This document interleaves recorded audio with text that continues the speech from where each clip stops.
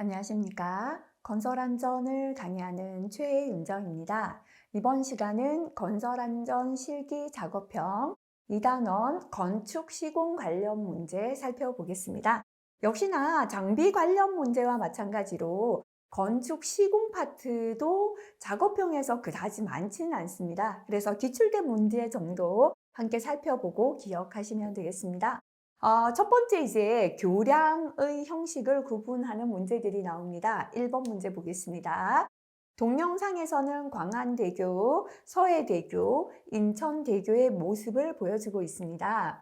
동영상에서 보여주는 교량의 형식을 적으시오라고 했습니다. 자, 여기에서 교량 형식을 보면 현수교, 사장교가 있습니다. 현수교는요, 여기 주탑이 있죠. 두 개의 주탑을 케이블이 연결하고 있다라고 보시면 됩니다. 그래서 두 개의 주탑을 케이블로 연결하고 이 케이블에 주탑을 연결한 케이블에 이 교량을 상판을 매달아 올렸다라고 보시면 돼요. 그래서 구분하는 첫 번째는 이게 되겠습니다. 그죠? 주탑과 주탑 두 개를 케이블이 연결하고 있다 보시면 됩니다. 현수교가 되겠습니다. 사장교는 주탑이 있죠. 이 주탑을 케이블로 바로 연결하는 거예요. 그죠? 두 개 주탑이 연결된 게 아니죠. 여기 주탑도 케이블로 바로 연결하고요. 두 개 주탑은 연결되지 않습니다. 이렇게 주탑의 케이블을 연결해서 이 주탑 연결한 케이블이 교량 상판을 연결하도록 되어 있는 게 사장교가 되겠습니다. 자, 그래서 볼게요. 광안대교다, 그죠? 일단 보시면 주탑과 주탑을 연결했잖아요. 현수교가 되겠습니다. 하지만 서해대교나 인천대교는 주탑을 바로 연결해 놨잖아요. 그죠? 이렇게 대각선으로 주탑 케이블을 바로 연결했기 때문에 사장교가 되겠습니다. 자, 그 다음 넘어가서 2번 문제 보겠습니다. 동영상에서 보여주는 교량의 형식 두 가지를 적으시오. 이제 찾으실 수 있겠죠? 두 개의 주탑을 케이블로 연결했습니다. 그죠? 현수교가 됩니다. 하나의 주탑을 케이블로 바로 연결시켰습니다. 사장교가 되겠습니다. 자, 그 다음에 3번입니다. 서해대교 모습을 보여줍니다. 물음에 적합한 답을 적으시오라고 했습니다. 영상과 같은 교량의 형식을 적으시오. 보시면 주탑이 바로 연결되어 있다, 그죠? 그러니까 요거는 사장교가 되겠습니다. 자, 그 다음에 보기의 교량 공정을 참고하여 교량을 시공하는 순서를 번호로 적어보시오라고 했습니다. 그죠? 자, 우리가 교량을 시공할 때는요. 앞으로 넘어가야겠네요. 첫 번째는 기초부터 해야죠. 그죠? 우물통 기초공사. 교량이 설 수 있는 기초를 시공해야 되겠습니다. 기초가 되었다면 거기에 이제 주탑을 세우는 거죠. 그죠? 주탑을 세워야 됩니다. 우물통 기초공사를 하고 주탑을 시공합니다. 그 다음에는요, 주탑을 받쳐주는 케이블을 이렇게 시공해야죠. 그죠? 그래서 이렇게 케이블 시공해야 되겠습니다. 그 다음에 이 케이블에 상판에 들어 올려서 아스팔트를 타설해 주면 되겠죠. 그래서 이러한 순서가 되겠습니다. 자, 그 다음에 넘어가겠습니다. 4번 문제입니다. 자, 그 다음에 교량의 가설 공법을 구분하는 문제들이 출제됐는데요. 역시나 모아서 한번 비교해 보도록 하겠습니다. 영상에서 보여주는 공법의 명칭과 특징을 설명하시오라고 했습니다. 자, 좀 사진 크게 키우니까 잘 안 보이는데요. 이 부분이 핵심이 되겠습니다. 보면은 여기 있잖아요. 주탑이 한 개, 교량이 있으면 옆으로 팔이 나오죠. 옆으로 팔이 나오죠. 요 팔을 뭐라고 하냐면 캔틸레버다라고 합니다. 그래서 이게 FCM 공법에서 C가 캔틸레버, 양쪽으로 팔을 이렇게 만든다 보시면 됩니다. 그래서 이쪽에서도요. 요 교량에서 주각에서 이렇게 팔을 하죠. 이쪽에 가서도 팔을 하죠. 그래서 이게 팔과 팔을 뻗어서 두 개를 연결하는 형태다. 이렇게 보시면 되겠습니다. 자, 그래서 FCM 공법은 프리 캔틸레버링 메소드, 그래서 이게 팔을 만들어가는 거다. 이렇게 보시면 되겠습니다. 교각으로부터 양쪽으로 3에서 5m씩 현장 타설 세그먼트. 양쪽으로 이렇게 팔을 3에서 5m씩 만들어 나갑니다. 그래서 점진적으로 시공해 나가는 방식이 되겠습니다. 자, 이렇게 같은 공정을 반복하겠죠. 여기서도 팔을 이렇게 만들었고요. 여기 가서도 팔을 이렇게 만들고 여기서도 팔을 만들어요. 그죠? 이렇게 반복되는 공정이다 보니까 적은 인력으로 시공할 수 있다. 그죠? 똑같은 작업 반복하니까요. 이렇게 반복 공정이다 보니까 시공 속도가 빠르게 됩니다. 자, 그래서 요거 몇 가지 적으라 하는지 보시고요. 비슷한 거 시험에 가면 특징을 설명하시오. 몇 가지로 설명하라 나올 거예요. 나오지 않는다면 한 2가지 정도 이렇게 적으시면 합쳐서 설명하시면 될 것 같습니다. 팔을 만들어가는 반복 공정으로 적은 인력으로 시공이 가능하고 반복 공정으로 시공 속도가 빠르고요. 각 단계마다 오차를 수정할 수가 있습니다. 그래서 시공에서 정밀도가 높습니다. 요 3가지가 거의 반복되니까 다른 공법과 반복되는 거겠죠. 공통으로 기억하셔도 될 것 같습니다. 적은 인력으로 시공이 가능하고 시공 속도가 빠르고 시공 정밀도가 높다. 또는 깊은 계곡이나 유량 많은 하천의 장대 교량, 그죠? 굉장히 높은 교량에 유리한 공법이 되겠습니다. 자, 그 다음에 5번 보겠습니다. 동영상에서 보여주고 있는 특수 교량 가설 공법의 명칭을 적고 공법의 장점을 2가지 적으시오 했는데요. 자, 요거는 뭐냐면 MSS 공법인데 이동식 비계 공법이에요. 무버블이에요. O가 되어야 합니다. 스캐폴딩이거든요. SCAFFOLDING. 그죠? 죄송합니다. 이 오타가 났네요. C가 들어가야 되겠습니다. 그래서 움직이는 이 비계예요. 그래서 이동식 비계인데 지금 보시면 항상 이 작업할 때마다 비계를 만들었다가 해체하고 또 만들고 해체하고 하면 굉장히 인력이나 시간적인 소모가 많겠죠. 근데 이 지금 만들어져 있는 비계 자체를 쫙 이동해 갑니다. 그래서 요거를 MSS, 그죠? Movable Scaffolding System, 이동식 비계 공법이 되겠습니다. 자, 이렇게 비계를 일일이 사람 손으로 만드는 게 아니라 비계를 기계화 시공하죠. 당연히 빠르겠죠. 급속 시공이 가능하고요. 역시나 반복 공정으로 적은 인력으로 시공할 수 있습니다. 요 2개가 앞에 거랑 거의 중복되죠. 그죠? 급속 시공 가능하고 적은 인력으로 시공할 수 있고요. 동바리 하부 지형 조건과 무관합니다. 왜냐면 이게 밑에가 도로가 있거나 계곡이 있거나 하천이 있더라도 이 이동하는 비계 위에서 작업하면 되기 때문에요. 만약에 굉장히 높은데 여기다가 비계를 이렇게 세우고 여기에 작업 발판을 세워서 작업자가 서서 작업해야 된다면 물이 있거나 계곡일 때는 좀 불리할 수 있겠죠. 하지만 이렇게 비계를 시공할 필요가 없이 움직이는 이 이동하는 비계 위에서 작업자들이 작업하면 되기 때문에 급속 시공할 수 있고 적은 인력으로 시공 가능. 왜냐하면 비계를 설치하고 해체하는 인력이 필요가 없죠. 그래서 하천이나 도로나 계곡 같은 하부 지형 조건과도 무관하게 작업할 수 있는 장점이 있습니다. 자, 6번 동영상을 보고 물음에 답하시오라고 했습니다. 동영상에서 보여주는 교량 공법의 명칭은 무엇입니까? 라고 했습니다. 그죠? 자, 요거는 넘어가서 보시면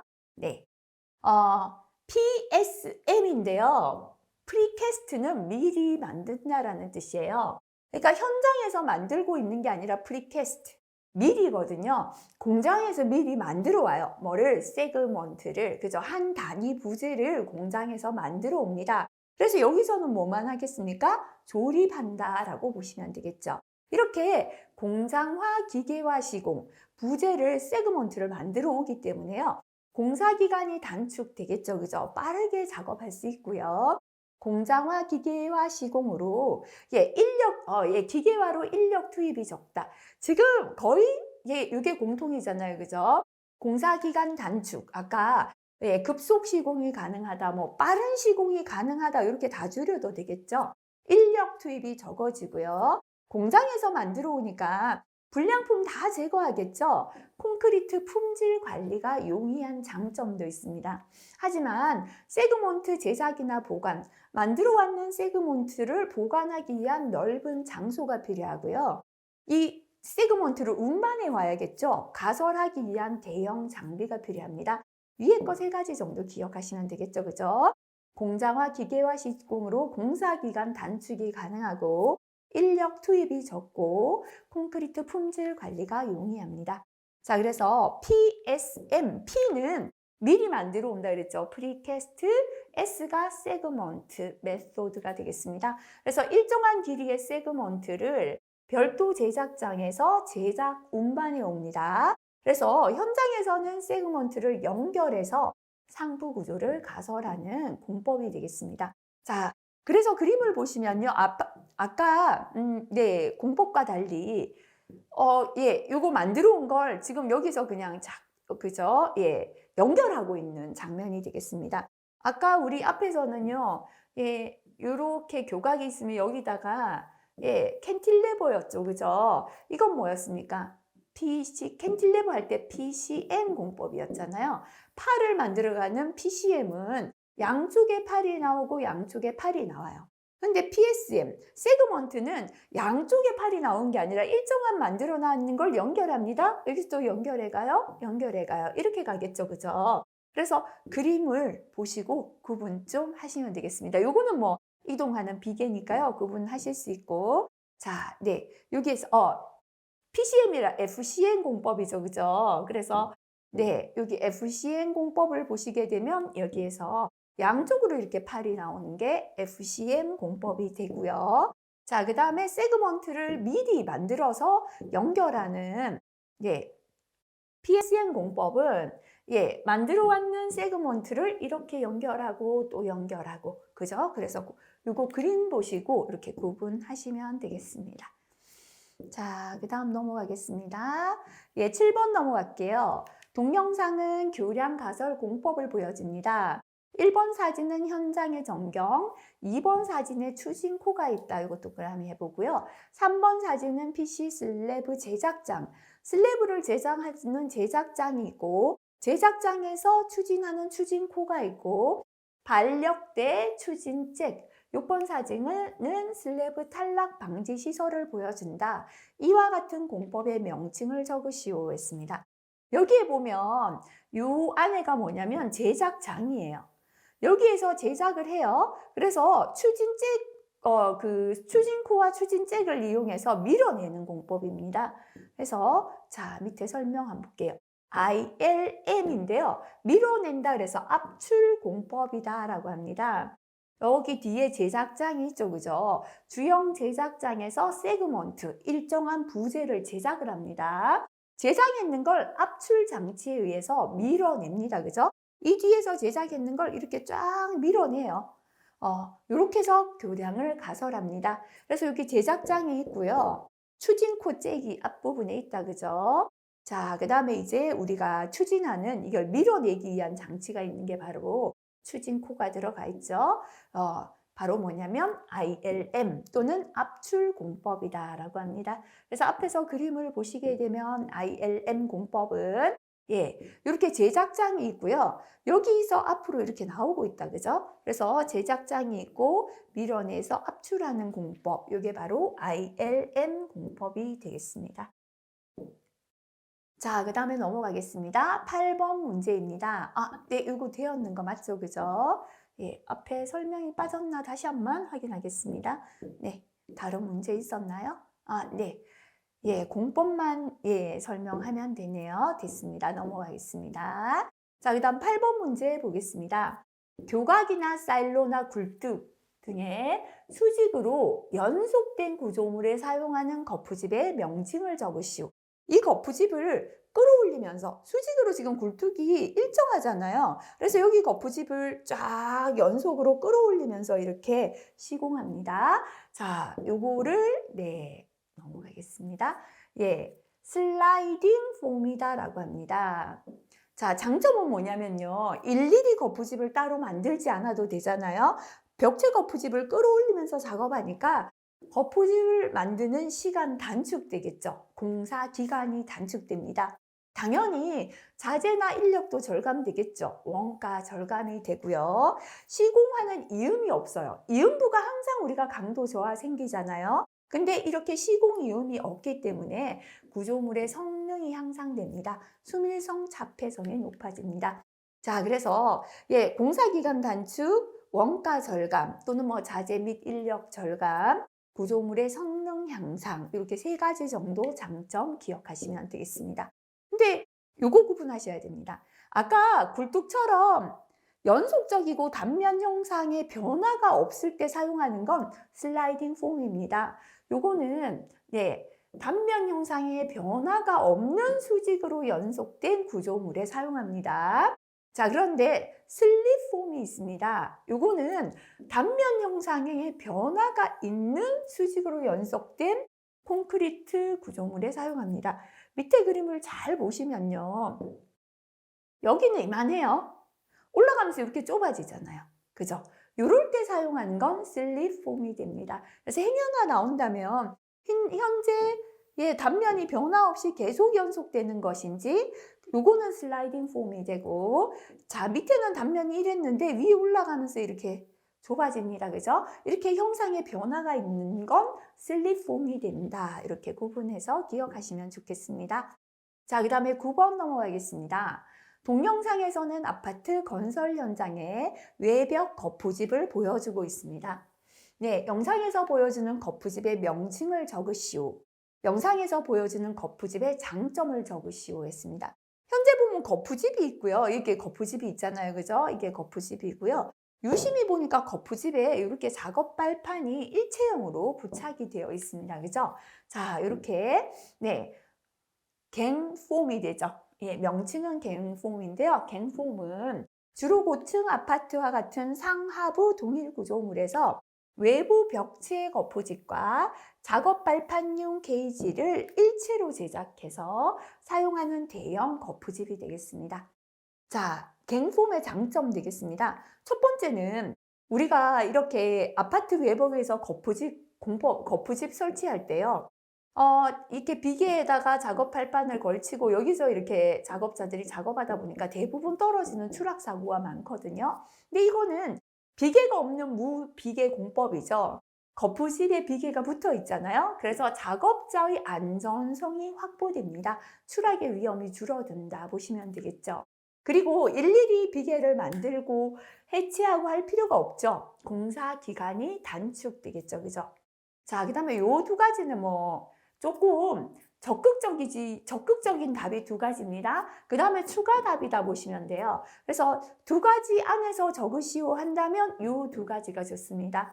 무비계 공법이기 때문에 작업자 안전성이 확보되고 공사 기간이 단축됩니다. 그 이외에 콘크리트 면이 미려하다는 건 면이 깨끗하고 아름답고요. 품질이 향상되고 견출 등 마감 작업이 용이한 장점이 있겠습니다. 자, 그 다음에 10번 넘어가겠습니다. 동영상에서는 오토 클라이밍 폼 작업 과정을 보여줍니다. 보기를 참고하여 오토 클라이밍 폼 작업 순서에 맞게 번호를 적으시오 했습니다. 자, 요 작업 발판을 오토 클라이밍이에요. 오토, 자동으로 클라이밍 올라간다는 거예요. 그죠? 그래서 이게 쫙 올라가면서 여기서 작업이 끝나면 끌어올려요. 그래서 또 작업하게 되어 있는 겁니다. 자, 그래서 지금 교각 작업하는 거 보이시죠? 그죠? 교각 이렇게 하면서 이 높이에서 하고 또 밀어 올립니다. 올려서 오토 클라이밍 올라가면서 이제 작업할 수 있는 거푸집이다. 이렇게 보시면 되겠습니다. 자, 그래서 하는 순서는 첫 번째는요. 교각부터 시공해야 됩니다. 이 교각을. 그죠? 교각을 시공합니다. 그 다음에는 교각과 교각을 세웠으면은 상부 타설을 합니다. 그죠? 상부를 만들어 갑니다. 상부 타설을 하고요. 상부를 타설합니다. 그 다음에는 상부 타설을 시작해서 상부 타설 진행하겠죠. 그죠? 이렇게 상부가 끝나면 양측면이죠. 야측 경관 시공을 합니다. 그 다음에는 중앙 박스를 타설합니다. 그죠? 중앙 박스를 하면은 이 상부를 지탱하는 밑에 박스들인데요. 자, 요 중앙 박스 타설을 하고 난 다음에 마지막에 중앙 키 세그먼트는 상부의 하중을 균등하게 분배하기 위한 작업이다라고 보시면 되겠습니다. 그래서 중앙 박스까지 타설하고 난 다음에 상부 하중을 균등하게 나눠주는 중앙 키 세그먼트를 하게 된다 보시면 됩니다. 그래서 다시 한번 보겠습니다. 일단 서 있는 교각을 시공하고요. 교각 시공이 끝나면 상부 타설을 시작합니다. 상부 타설 진행하고 상부가 끝나면 측 경관 옆부분 합니다. 그 다음에 요까지 끝나면 중앙에 박스를 타설하고 마지막에는 상부 하중을 골고루 분배하는 중앙 키 세그먼트를 한다 순서가 되겠습니다. 자, 그 다음 넘어가겠습니다. 예, 참고 볼게요. 오토 클라이밍 폼이 된다. 그죠? 벽체 거푸집, 우리가 폼이라는 게 거푸집이잖아요. 벽체 거푸집을 오토니까 자동, 클라이밍 올라간다. 그죠? 승강 장치, 다시 말하면 유압잭을 이용해서 벽체 거푸집을 자동으로 쫙 끌어올리는 승강 장치를 이용하여 보통은 타워 크레인으로 높이 올라가려면 우리가 거푸집을 타워 크레인으로 들어 올려서 일일이 조립하고 해야 되죠. 이게 필요 없습니다. 그죠? 끌어올리기 때문에 타워 크레인 사용 없이 거푸집 자체를 인양시키는 대형 벽체 거푸집을 말하겠습니다. 자, 11번 넘어가는데요. 이번에는 흙막이 공법을 한번 모아서 비교해 보도록 하겠습니다. 네, 동영상은 건설 현장의 흙막이 시설을 보여줍니다. 동영상에서와 같은 흙막이 공법의 명칭과 흙막이 공법의 구성 요소의 명칭을 두 가지만 적으시오라고 했습니다. 자, 지금 요거 보시면 됩니다. 중간에요. 다시 말하면 흙막이 벽이 있죠. 이쪽에도 벽이 있겠죠. 벽과 벽을 버팀대를 가지고 중간에 버티게 질러 놓은 거잖아요. 여기 벽과 이 벽 사이를 중간에 쫙 버팀대로 질러 놨습니다. 그래서 요거를 버팀대 공법이다 라고 합니다. 자, 그러면 공법의 구성, 그림 보면서 한번 볼게요. 일단 보면은, 이거부터 박아야죠. 이렇게 흙막이 벽을 만들 때 이렇게 이거부터 박아야죠. 그죠? 이게 뭐냐면 엄지 말뚝이 됩니다. 엄지 말뚝 박았습니다. 엄지 말뚝이다. 그죠? 그 다음에 이 사이에 벽체를 이렇게 질러야 되잖아요. 그죠? 자, 이렇게, 흙을 막아주는 판이다 해서 이게 바로 토류판이 되겠습니다. 그죠? 자, 그 다음에 이 사이를 버팀대를 찔렀잖아요. 이렇게 지나가는 건 버팀대죠. 그리고 여기가 있고, 예를 들어 이렇게 흙막이 벽체 이쪽에 서 있고 이쪽에 서 있다. 그죠? 이렇게 지금 흙막이 벽체를 해놨다라고 하면 흙막이 벽체를 쫙 가로로 질러주는 거. 우리 비계에서도 그랬죠? 옆으로 돌아가는 게 띠장이다 했잖아요. 그죠? 이렇게 돌아가는 이게 뭐냐면 띠장이에요. 띠장이고. 이 흙막이 벽과 이쪽 흙막이 벽 사이를 이렇게, 그죠? 찔러주는 이게 지금 버팀대가 되는 겁니다. 그죠? 뭐, 이렇게 대충 이 정도만 해도 되겠죠. 그죠? 그래서 이게 뭐냐면 엄지 말뚝에 토류판을 끼워서 흙막이 벽을 만들었죠. 이쪽도 똑같아지겠죠. 그러면 흙막이 벽을 가로로 질러주는 게 띠장이 되고, 자, 그 다음에 이 중간에 버팀대를 넣어서 보강하는 게 바로 버팀대 공법이었습니다. 그래서 앞으로 돌아가서 보자면 첫 번째 여기 있죠. 그죠? 말뚝부터 박아야죠. 엄지 말뚝. 엄지 말뚝 박아놨잖아요. 그죠? 벽체를 끼워놨죠. 이게 바로 토류판이 됩니다. 그리고 이렇게 쫙 옆으로 돌아가죠. 이게 바로 띠장. 그 다음에 이렇게 지금 가로로 질러 놓은 게 버팀대 되겠습니다. 이 중에서 적으시면 되겠습니다. 자, 그 다음 넘어가겠습니다. 12번 넘어가 볼게요. 자, 이번에는 동영상에서는 흙막이 시설을 보여줍니다. 동영상에서 보여주는 흙막이 공법의 명칭을 적으시오 라고 했고요. 지금 보면 이제 토류판, H파일이 뭐냐면 이게 H파일이에요. 아까 엄지말뚝 했던 거죠. 그 사이에 이제 토류판, 흙막이 벽체, 토류판을 끼워놨고요. 그 다음에 이제 이거를 질러주는 띠장으로만 구성이 되어 있다. 그죠? 그래서 이렇게 흙막이 판이 있고 이게 H파일이 있고 흙막이판, 토류판을 해놓고 요거를 이렇게 옆으로 질러주는 띠장으로만 구성되었어요. 아까 버팀대가 없고 흙막이 벽이 혼자서 서서 흙이 넘어오는 걸 견뎌주죠. 그래서 스스로 서 있다 해서 요거를 자립식 흙막이 공법이다라고 합니다. 자, 그래서 아까 버팀대하고 구분하시고요. 세 번째 공법입니다. 동영상은 흙막이 지보공 작업 장면을 보여주고 있습니다. 물음에 답하시오 했습니다.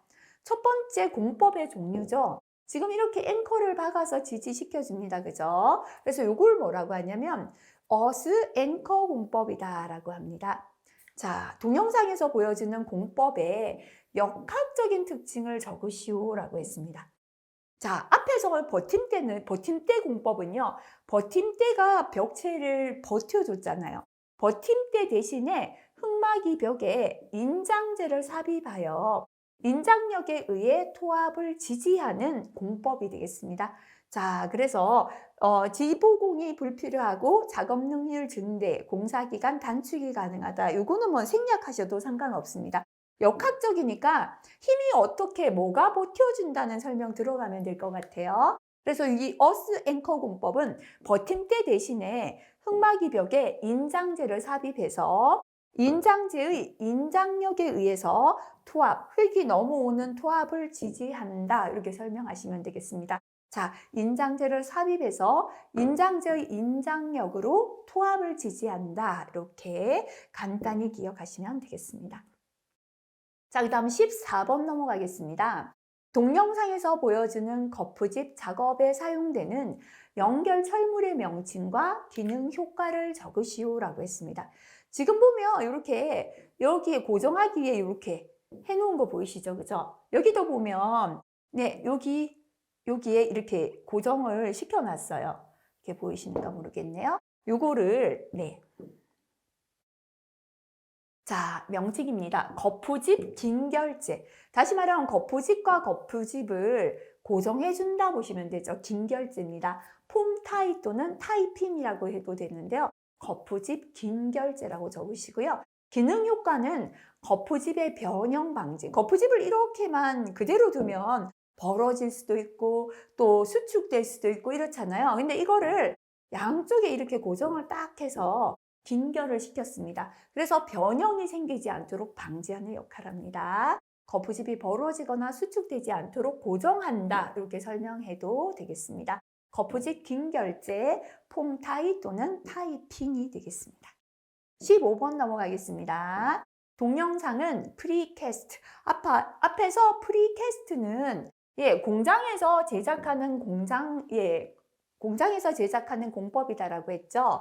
콘크리트 제품의 제작 과정을 보여줍니다. 동영상을 보고 올바른 제작 순서를 번호를 이용하여 순서대로 나열하시오 라고 했고요. 프리캐스트 콘크리트의 장점 3가지를 적으시오 라고 했습니다.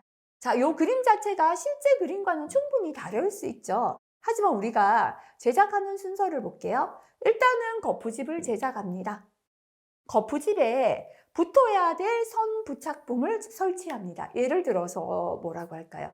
자, 이게 벽체인데 여기에 물이 빠지는 구멍이 있어야 돼요. 그죠? 그럼 거푸집을 제작했다면 구멍이 들어가는 위치 구멍을 낸다거나 아니면 뭐 안에 삽입해야 될 걸 삽입한다거나 이렇게 하겠습니다. 그죠?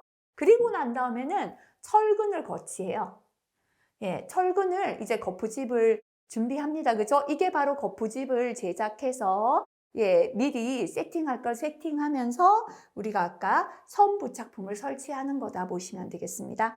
자, 그 다음에 철근을 거치한다. 그죠? 철근 배근을 하고요. 그 다음에 철근을 거치하고 난 다음에 여기 순서는 철근을 거치시켜 놓고 이 거치한 철근을 배근하고 조립한다. 이렇게 2단계로 나열했죠. 그래서 자, 이렇게 거푸집을 준비했다면 거푸집에 철근을 조립해서 이렇게 철근을 설치한 모습 되겠습니다. 자, 그럼 이제 거푸집에 예를 들어 철근까지 넣었죠. 여기다가 이제 콘크리트를 부어 넣으면 철근 콘크리트의 기둥이 나오겠죠. 그죠? 자, 이렇게 모양을 잡는 거푸집을 만들었고요. 거푸집에 철근을 이렇게 조립을 했습니다. 그 다음에는 저 형상에 콘크리트를 부어 넣어요. 콘크리트 타설합니다. 그리고 양생시킨다라는 건 건조할 때까지 둔다는 뜻이죠. 그래서 양생이 끝나면 건조가 다 되고 난 다음에 타령한다라는 것은 거푸집을 떼어낸다라고 보시면 됩니다. 자, 그래서 이렇게 만들어 놓은 이제 기둥에다가 콘크리트 부어 넣어요. 그러고는 양생시키죠. 덮어서 지금 양생합니다. 그러고 난 다음에 타령합니다. 그죠? 거푸집을 떼내니까 이렇게 이제 철근 콘크리트 기둥이 나오겠죠. 그래서 거푸집을 제작해 놓고 거푸집에 들어가야 될 선 부착품을 설치합니다. 그리고 철근을 거치해서 배근하고 조립합니다. 이렇게 철근까지 이제 배근이 다 끝나면 거기에 콘크리트를 부어 넣는 콘크리트 타설하고요. 타설이 끝나면 건조시켜야죠. 수중 양생을 합니다. 다 건조가 되고 난 다음에 탈형, 거푸집을 떼어낸다 보시면 되겠습니다. 자, 프리캐스트 콘크리트의 장점이 되겠습니다. 공장에서 제작하는 콘크리트니까요. 공사 기간이 단축되겠죠. 그죠? 그리고 공사 이 두 가지가 가장 핵심이다 보실 수 있어요.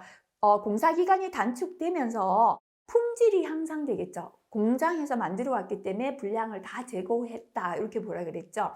우리가 현장에서 이게 콘크리트 하나하나 양생하고 타령하고 다음 것을 진행하려면 시간이 많이 걸리잖아요. 근데 요까지를 만들어서 공장에서 만들어서 들고 온다는 거죠. 그러니까 공사 기간이 단축되면서 품질이 향상되겠죠. 그리고 공사비 절감된다. 요 부분은 뭐 이거 자체로는 비쌀 수도 있지만 가설 공사를 최소화할 수 있죠. 현장에서 이제 거푸집을 제작하고 해체하고 이런 과정이 줄기 때문이고요. 동절기 시공이 가능합니다. 현장에서 기온이 너무 떨어질 때는 콘크리트가 얼어버리기 때문에 타설을 못하고 할 수가 있거든요. 하지만 공장에서 제작해오기 때문에 동절기에도 시공이 가능하다. 기후 영향을 적게 받는 장점이 있습니다. 두 가지 적으셔야 한다면 공사기간 단축, 품질 향상 요 정도 적으시면 될 것 같습니다. 자, 그래서 PC공법, 줄여서 PC공법이라고 합니다. 프리캐스트 콘크리트를 뜻합니다. 건축물의 구조 부재인 기둥이나 보나 슬라브를 공장에서 미리 만들어서 현장에서 조립만 하는 공법을 말합니다. 자, 그 다음에 16번 넘어가겠습니다. 영상을 참고하여 지하층의 파일 작업, 다시 말하면 지금 파일을 박는 작업을 하고 있는 것 같습니다. 땅을 파는 굴착 작업이다라고도 볼 수 있겠네요. 안전조치사항 두 가지를 적으시오라고 했습니다. 화면 설명을 보니까 콘크리트 말뚝에 파란색 캡을 씌우고 집안을 이제 천막으로 덮었는 장면이 보인다 했는데요. 자, 이게 이 장면만으로 정확히 문제가 뭔지 구별하기 조금 힘들긴 하는데요. 이렇게 지하층에 파일 작업이나 굴착 작업할 때 안전조치사항 규정에 있는 내용을 보면요. 일단은 지하기 때문에 지하를 굴착한다 하면 지하 굴착일 때는 반드시 뭐를 봐야 합니까? 땅 속을 확인해야 돼요. 가스관, 전기관, 또 송유관 지나갈 수 있잖아요. 그죠? 매설물, 장애물 등에 주의하고 매설물 대책을 강구한 후에 작업한다. 이게 첫 번째 되겠습니다. 두 번째, 용수 등의 유입수, 굴착을 할 때는 물이 있으면 붕괴가 생기죠. 그래서 반드시 용수 등의 유입수가 있는 경우 배수 시설을 한 뒤에 작업을 한다. 그죠? 그래서 매설물, 장애물 등에 주의하고 대책을 강구한 후에 작업합니다. 배수 시설을 한 뒤에 작업한다. 이 정도 기억하시면 될 것 같습니다. 17번입니다. 동영상은 콘크리트 말뚝의 항타 작업을 보여줍니다. 앞에서 우리가 장비 사진에서요. 아까 그 사진이 명확히 조금 구별하기가 힘들었었는데요. 지금 보면 이렇게 말뚝을 그죠? 받고 있는 장면이죠. 그죠? 여기서도 보면은 말뚝을 끼워서 이제 여기에 박으려고 하고 있습니다. 그죠? 자, 이렇게 콘크리트 말뚝의 항타 공법의 종류를 3가지 적으시오라고 했고요. 콘크리트 말뚝의 단점을 2가지 적으시오라고 했습니다. 자, 일단 타격은 탕탕 이렇게 때려 박는 공법이에요. 타격 공법이 있고요. 진동으로 박는 건 진동공법입니다. 프리라는 건 밀이고요. 보링은 구멍을 뚫는 거예요. 그래서 집안에 구멍을 천공해서 파일을 박는 프리보링 공법이 있습니다. 타격공법, 진동공법, 프리보링 공법 세 가지가 되겠습니다. 자, 그 다음에 이제 콘크리트 말뚝의 단점이다. 그죠? 이 콘크리트 말뚝을 운반하다 보면 운반 시에 균열, 파손이 발생될 수가 있습니다. 그리고 말뚝과 말뚝을 이음하다 보니까 콘크리트 이음 부분이잖아요. 그래서 이음부의 신뢰성이 떨어질 수가 있고요. 굉장히 무겁겠죠. 무거워서 취급이 곤란합니다.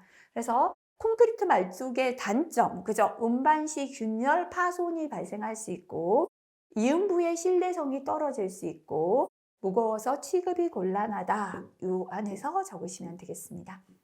18번 문제입니다. 동영상은 터널 굴착 현장을 보여줍니다. 1번, 동영상에서 보여주는 터널 굴착 공법의 명칭을 적으시오 했습니다. 자, 이 기계가 회전을 하면서 땅을 이렇게 땅굴 파듯 파 나갑니다. 그래서 터널 보링 머신 TBM이 됩니다. 보링이 구멍 뚫는 거잖아요. 터널에 구멍을 뚫는 기계 이렇게 보시면 되겠습니다. 방법이라고 해도 되겠다, 그죠? 자, 그래서 요거는 TBM 공법이 되고요. 이번에 발파에 의한 굴착 공법과 비교한 이 굴착 공법의 장점을 세 가지 적으시오 했습니다. 자, 발파하는 것보다는요, 화약을 발파하면 잘못하면 폭발이 생기고 할 수 있는데 기계가 땅속을 그냥 뚫고 가니까 안전성이 높겠죠. 그리고 화약을 발파하는 것보다 기계가 나가는 속도는 일정하기 때문에요. 굴진 속도가 빠르고 시공성이 더 우수합니다. 일정하게 파가기 때문에 둥근 구멍을 똑같이 파잖아요. 그래서 TBM 공법의 장점은 안전성이 높고 속도가 빠르고 시공성이 우수하다 세 가지 되겠습니다. 자, 근데 세 번째는 이 TBM 공법 적용하기에 어려운 집안이 되겠습니다. 첫 번째, 연약한 집안이에요. 땅 자체가 연약한데 이 TBM이 뚫고 나가다 보면 전체가 무너져 버리겠죠. 우리가 터널은요, 천정이 있는 상태에서 이렇게 파나가야 되잖아요. 그래서 기계가 이렇게 파나가는데 너무 연약하면 천정 부분이 붕괴되어 버립니다. 그래서 연약 집안이고요. 장비가 똑같이 이렇게 파나가야 되는데 생긴 땅 모양이 이렇게 울퉁불퉁하다면 좀 안 되겠죠, 그죠? 그래서 단면 형상의 변형이 심할 때, 그죠? 사용할 수가 없고요. 그리고 물이 있으면 붕괴되죠. 그래서 땅을 굴착하기 때문에 다량의 용수가 있는 집안 불가능합니다. 다시 한번 볼게요. TBM 공법 적용이 어려운 집안은 첫 번째 연약 집안, 두 번째는 단면 형상의 변형이 심할 때고 세 번째는 다량의 용수가 있는 집안 세 가지 되겠습니다. 19번 넘어가겠습니다. 동영상에서는 터널 현장에 콘크리트 라이닝 작업을 보여주고 있습니다. 이제 우리 터널 통과하다 보면요. 벽면을 콘크리트로 타설해 놨잖아요. 이게 바로 콘크리트 라이닝인데요. 콘크리트 라이닝의 목적을 두 가지 적으시오 했습니다. 첫 번째, 바람이 불어도 흙이 풍화되지 않겠죠, 그죠? 굴착면의 풍화를 방지해 줍니다.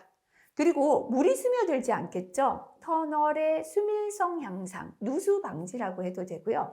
아무래도 콘크리트를 타설해 놓으니까 터널이 튼튼하고 안정적이잖아요. 터널의 내구성 향상, 안정성 향상이라고 해도 되겠습니다. 요 안에 기억하시면 되겠죠? 바람에 의해 흙이 깎이는 풍화를 방지, 물이 스며들지 않게 터널의 수밀성 향상, 터널의 내구성 향상, 그 이외 외력 지지입니다. 여러 가지 외부에서 작용하는 힘이죠. 수압이나 토압이나 침투압, 상제, 하중 등 외력에 대해서 견디는 능력을 가지게 해준다라고 보시면 되겠습니다. 자, 그 다음 20번 넘어가겠습니다. 동영상에서는 콘크리트 펌프카를 이용하여 타설하는 장면을 보여줍니다. 펌프카가 있다, 그죠? 여기서 슈트를 통해서 콘크리트를 이렇게 쫙 여기 이제 부어 넣는 거예요, 그죠? 영상의 장비를 사용하지 못할 때가 있어요. 다시 말하면 콘크리트 펌프카를 사용하지 못하는 경우에 이용할 수 있는 콘크리트 타설 방법을 두 가지 적으시오. 장소가 뭐 사람이 못 들어간다 그죠? 이럴 때는 슈트를 이용한 방법, 또는 인력이나 수레, 손수레죠. 리어카 이용해도 되고요. 또는 백호, 굴삭기 이용할 수 있습니다.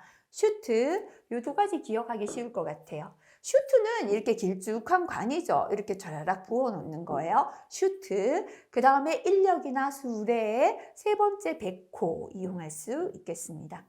동영상은 굴삭기를 이용한 석축 쌓기 장면을 보여줍니다. 석축의 붕괴 원인 세 가지입니다. 지금 돌을 이렇게 벽에 쌓아놨는데 붕괴가 됐죠. 왜 이렇게 석축이, 돌담이 붕괴가 되는가, 그죠? 첫 번째는요, 담도 지반이 튼튼해야 여기에 돌로 이렇게 쌓아놨거든요. 이게 안 넘어지죠. 그죠? 근데 지반이 이렇게 붕괴가 되면 돌도 따라 내려오면서 붕괴되겠죠. 그래서 첫 번째는 기초 지반의 침하가 되겠습니다. 두 번째는 이렇게 돌을 쌓았잖아요. 요 틈과 틈 사이에는 흙을 쫙 채워서 돌이 움직이지 않게 고정을 딱 시켜야 됩니다. 그죠? 이게 바로 뒷채움이에요. 그래서 돌을 쌓았는데 돌과 돌 사이에 채워주는 뒷채움이 불량할 때도 돌과 돌이 움직이면서 붕괴될 수 있고요. 붕괴가 되는 거 물이잖아요. 그죠? 물이 스며들고 물이 고여서 빠지지 않으면 붕괴됩니다. 배수 불량입니다. 그래서 석축이 붕괴되는 원인, 첫 번째 기초 지반이 침하되는 거고, 두 번째는 돌멩이 사이에 흙을 덜 채웠습니다. 뒷채움 불량. 세 번째 물이다, 그죠? 배수, 물이 빠지지 않는 겁니다. 배수 불량, 이렇게 세 가지 되겠습니다. 22번입니다. 동영상에서는 철근을 조립하는 모습을 보여줍니다. 기초에서 주철근이 이제 이렇게 주철근이 있습니다. 여기에 가로로 이렇게 묶어줬어요. 이 주철근을 연결해주는 철근, 그죠? 주철근의 가로로 들어가는 철근의 역할을 적으시오라고 했고요. 기둥에서, 이게 기둥이잖아요. 그죠? 이렇게 기둥 철근을 해놨으면 기둥 철근 사이를 이렇게 띠철근이 이렇게 지나가서 또 묶어줬거든요. 이렇게 전단력에 저항하는 철근의 명칭을 적으시오 했습니다. 일단은 이 철근의 명칭이 뭐냐면 주철근을 띠로 묶은 것 같은 철근이다 해서 띠철근이다 라고 합니다. 자, 이 띠철근의 역할은 주철근의 좌굴 방지, 그 다음에 주철근이 위치가 변형되지 않게 위치를 유지시켜주고요. 전단력을 보강시켜줍니다. 자, 그래서 띠철근 역할, 주철근의 좌굴 방지, 휘지 않게 하는 거예요. 길쭉한 철근이 이렇게 휘어버리면 안 되죠. 그래서 좌굴을 방지하고 위치를 유지시켜줍니다. 주철근 위치 유지, 전단력 보강, 이렇게 세 가지 효과가 있겠습니다. 자, 그 다음에 23번 보겠습니다. 동영상은 교각공사에서 철근을 조립하는 모습을 보여줍니다. 역시나 여기에 주철근이 있고요. 그죠? 그리고 가로로 이렇게 휘지 않도록, 그죠? 전단력을 보강해주는 띠철근 들어가 있는 모습이죠. 이음 등을 고려하여 노출된 문제는 요겁니다. 철근의 보호 방법 세 가지입니다. 자, 철근을 그대로 노출시키면 녹이 슬고, 아무래도 강도 저하가 생기겠죠. 그래서 노출된 철근을 보호하는 방법, 그죠? 첫 번째, 부식 방지 재료를 도포, 발라준다라는 겁니다. 방청, 도료 또는 방청제. 그래서 철근에 녹이 슬지 않도록 하는 방청 도료나 페인트 같은 방청제를 도포해 줍니다. 부식 방지 재료 도포합니다. 두 번째, 이렇게 도포하지 못한다면 철근 보호 캡, 철근 보호 비닐, 그죠? 그래서 빗물이나 습기가 들어가지 못하게 철근에다가 이렇게 비닐을 씌워 놓은 거 보셨을 거예요. 이렇게 철근을 보호하는 캡이나 철근 보호 비닐을 설치합니다. 자, 그 다음에 아예 철근 자체를 에폭시 수지 도막 철근, 이 에폭시 수지 도막 철근은 철근 부식을 방지하기 위해서 철근 표면에 에폭시 수지 도장, 페인트 칠을 했는 겁니다. 그래서 코팅한 철근을 말합니다. 그래서 이 에폭시 수지 도막 철근을 사용하는 것도 방법 되겠습니다. 자, 그래서 노출된 철근을 보호하는 방법, 그죠? 부식 방지 재료를 도포합니다. 철근 보호 캡을 씌우거나 철근 보호 비닐을 설치합니다. 에폭시 수지 도막 철근을 사용합니다. 이렇게 세 가지 기억하시면 되겠습니다. 네, 여기까지 하면은 우리가 건축 시공 관련 문제 봤습니다. 문제가 그렇게 많지 않습니다. 그죠? 그래서 한번 정리를 하지 않으면 그래도 문항수는 적더라도 조금 우리가 깔끔하지 못함이 남아있죠. 그래서 지금까지 출제되었던 시공 관련 문제하고 건설 장비 관련 문제, 그죠? 더 이상 뭐 깊이 들어가서까지 공부하실 필요까지는 없고요. 이렇게 기출된 문제들은 한번 암기하시고 이해할 수 있는 부분, 그죠? 조금 여러 가지 공법들 함께 나왔죠. 깊이까지 들어갈 필요는 없지만 특징만 구분해서 깔끔하게 정리하시고 넘어가시면 좋을 것 같습니다. 이번 시간 여기까지 하겠습니다. 수고하셨습니다.